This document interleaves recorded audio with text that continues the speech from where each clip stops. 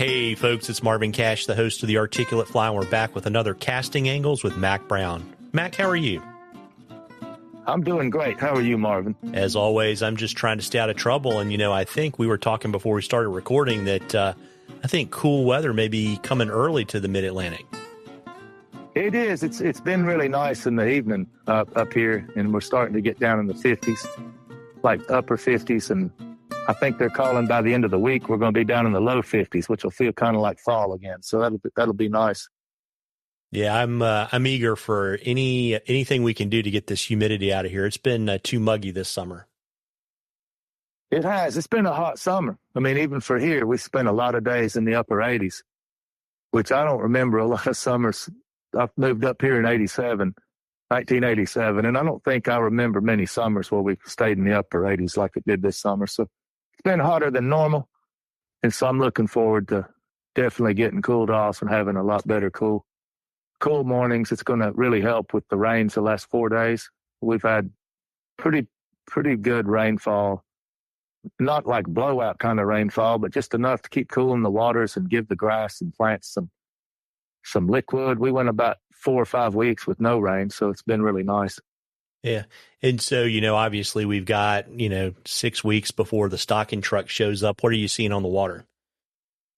We've been going after a lot of browns up in mostly in the national park. And we've been doing a lot of brown trout fishing with Terrestrials. The last month has really been full of doing that with chasing browns. And it's like inchworms, ants, beetles. And that's pretty much all we've thrown. We've not thrown any aquatic type flies for the last month. Everything's been terrestrial stuff. So that's been a lot of fun early in the morning, like at daylight, starting at like 6:30, and we're pretty much done by 11 every morning. So the brown trout fishing's been really fun. Yeah, it's funny too, because I would say like the beetle is my secret weapon on the South Holston when all those guys are trying to do the little itty bitty fiddly mayflies. Either a small beetle or like a June bug submerged, to me, has always been the way to get out of jail. Yeah, I mean it really does call out those predatory fish, like to see a beetle. I mean it's kind of funny. Like the numbers of fish the last month have all been. I don't think we've had but a handful of rainbow. But rainbow don't like the water temp like where it is right now, near as easy as brown trout will feed through it, And it's like rainbow will get good again in the fall. So it just is kind of a natural progression this time of year to focus in on browns. A lot of people will say go up high and try to catch brook trout. But even that, up high with it as hot as it's been, that's going to suffer because brook trout really don't like that kind of hot water either. So the only natural thing, we've got rainbows, browns, and brooks. We got a lot of, wild brook trout. But the only natural thing to be going for, in my opinion, is chasing browns up high. Because, if you want to have good fishery, the water temp, in the morning we're still sitting in the low 60s in the morning, like 60, 61 degrees. By the time 11 o'clock rolls around, it'll get up and start knocking right up 66 to 67. And that's when it's time to quit. But between that 60-degree margin to 65, the fish have been really happy with terrestrials. So that's a good ticker.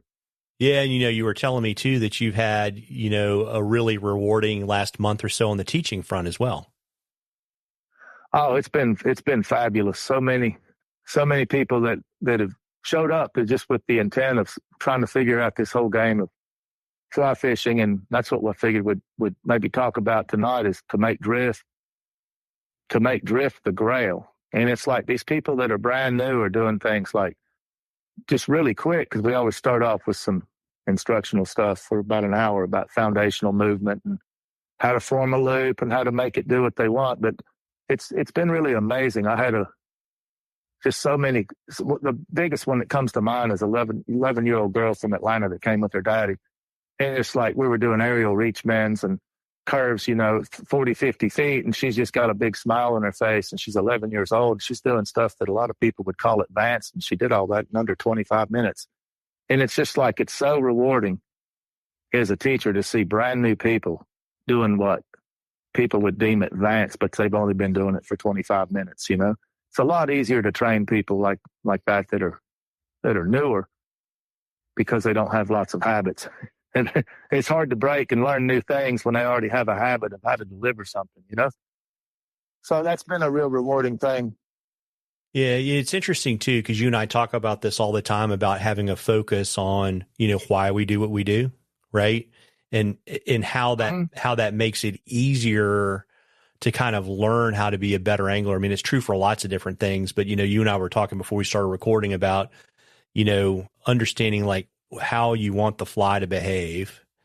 And then also understanding Right. that you're not always going to be in a situation where you can put yourself in position to make the easiest cast possible. So the only way to be successful is to kind of put those two things together, to your point, and kind of work on drift. Yeah, and that's definitely true. And also a shout out to Hillary out there in Montana, Hutchinson. She went out, the same family. Brad's the daddy, and they took the kids out there to fish with her for a week up near Glacier. And she'd sent me some message, and she's just like, oh my gosh. She was blown away with the ability of her little brother and the girl. I mean, because they were fairly new, but they just have such enthusiasm and passion to growing that it was kind of neat to see them go out and spend a week catching cutthroat and stuff up on the Kootenai and that area around Glacier. So it's just kind of a cool thing when you see that with young people like excelling like that, you know? So it's been really fun. And I've had a lot of other just really positive learning. I call it learning trips, because I mean, obviously if we don't have the drift, then we don't have any game to do what we need to do on the water. So the mix here for the last month has been about an hour and a half probably of instructional stuff first before we even get in the water.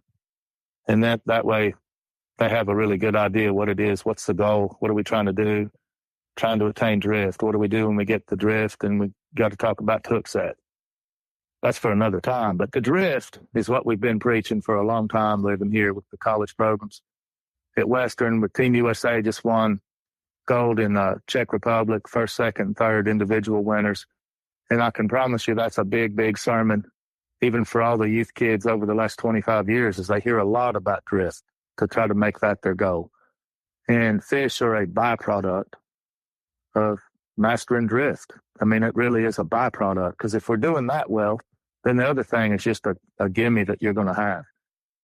And so that's really the only way I know to talk about it and teach it. I can't talk about, let's go catch the big one, Marvin, and ignore drift, because then it's a kind of a nightmare for being out there all day, It's like an accident, or some people call luck. I mean, to go out and do it that way is a little bit difficult, Yeah, I mean, it's really kind of funny, right? Where if we back up and we focus on the process, and we talk about this a lot, right? If you have a good process and you're always refining process, you're going to consistently get better outcomes.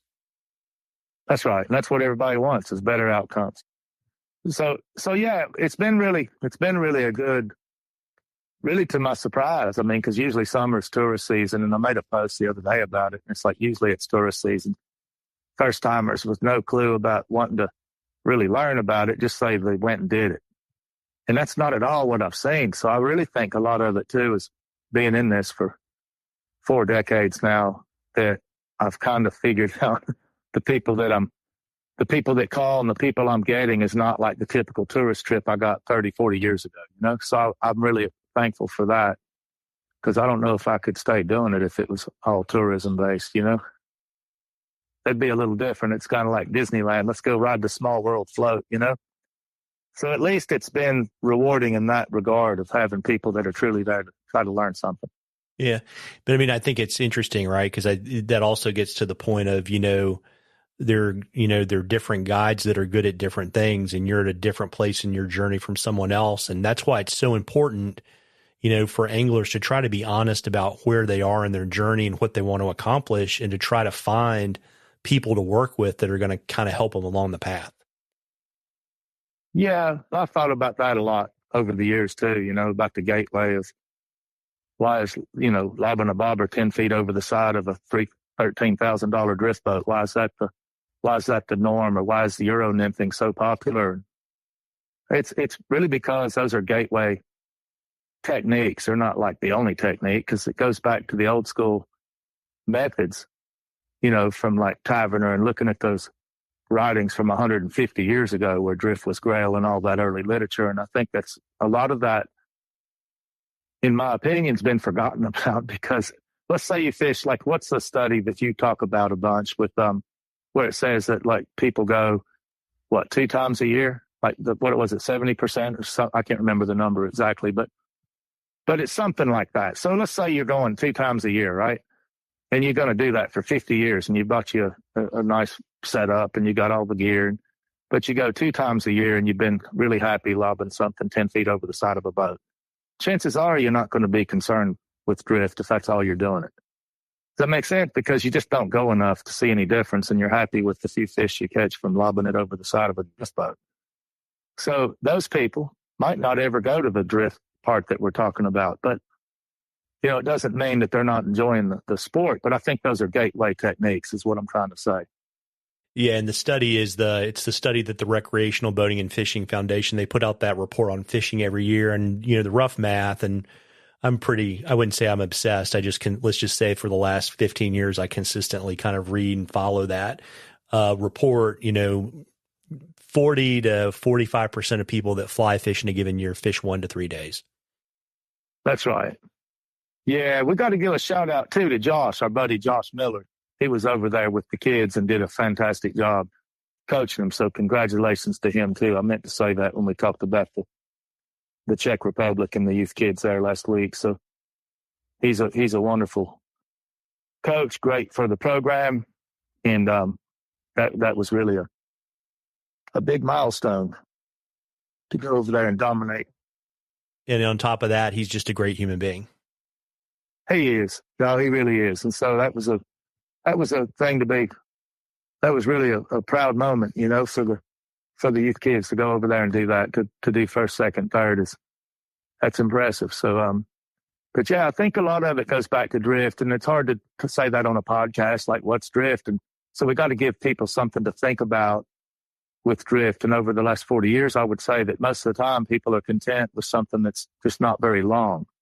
And if it's not very long, it makes it hard. It makes it real hard. They got to go further than 2 or 3 feet.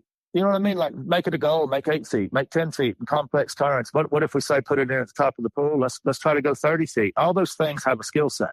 All those things require more line control than before. You know what I mean? And so that's really the goal. If we just make drift the grail, then of course just get with somebody who talks to you about, Marvin, let's go 15 feet. Let's go 20 feet. And then once you start seeing how that's done and start implement that into your game, then everything else is a byproduct of having drift. And it's like, that's the hardest thing when you fish. Like, when do you want to pick it up? You want to feed it out? I mean, I have a friend here when I moved here back in the mid 80s, and he loves to go like smallmouth and trout both, but he does some of the longest drifts I've ever seen anywhere in the world. When I fish with him, I'm like, what are you doing? He goes, well, I'm paying line out. Like when we smallmouth fish, he'll go out the whole double taper length every time he does a drift with a popper. That's how long he likes to go. And he catches some really, really impressive smallmouth by doing that. But it's not a little 10, 15-foot drift. He usually goes about 80 or 90 feet. And I mean, that's a big part of why he's successful. Yeah, absolutely. And as we get closer to pumpkin spice latte season, it also means we're getting closer to school season. What can folks look forward to on the kind of the clinic and the school front, Mac? Well, we got a school still in October. The casting school filled out in September, so it's been full. We've still got an opening there in October, like a 1 spot, I think, for October, and I think November's got maybe 2. And that's it. That's it. Then I go to the White River to talk to Davy Watton's club in Mountain Home early November. I'm looking forward to that. I'm going to spend a week down there, and that's a 3-day event. And then I get to fish the White for 4 days. So I'm looking forward to getting down there on the White again. Yeah, well, there you go. And, where should folks go if they want to learn more about the schools, maybe get on a wait list, or, get a casting lesson or spend a day with you on the water? Probably the easiest is my website, macbrownflyfish.com. And that way, that's the easiest place. And that's what the name is, too, to message on like social media stuff, Instagram, Facebook. They can message me on one of those, too, and I'll get it. So that's probably the best. Yeah, well, there you go. And, folks, as I say, you owe it yourself to get out there and catch a few. Tight lines, everybody. Tight lines, Mac. Tight lines, Marvin.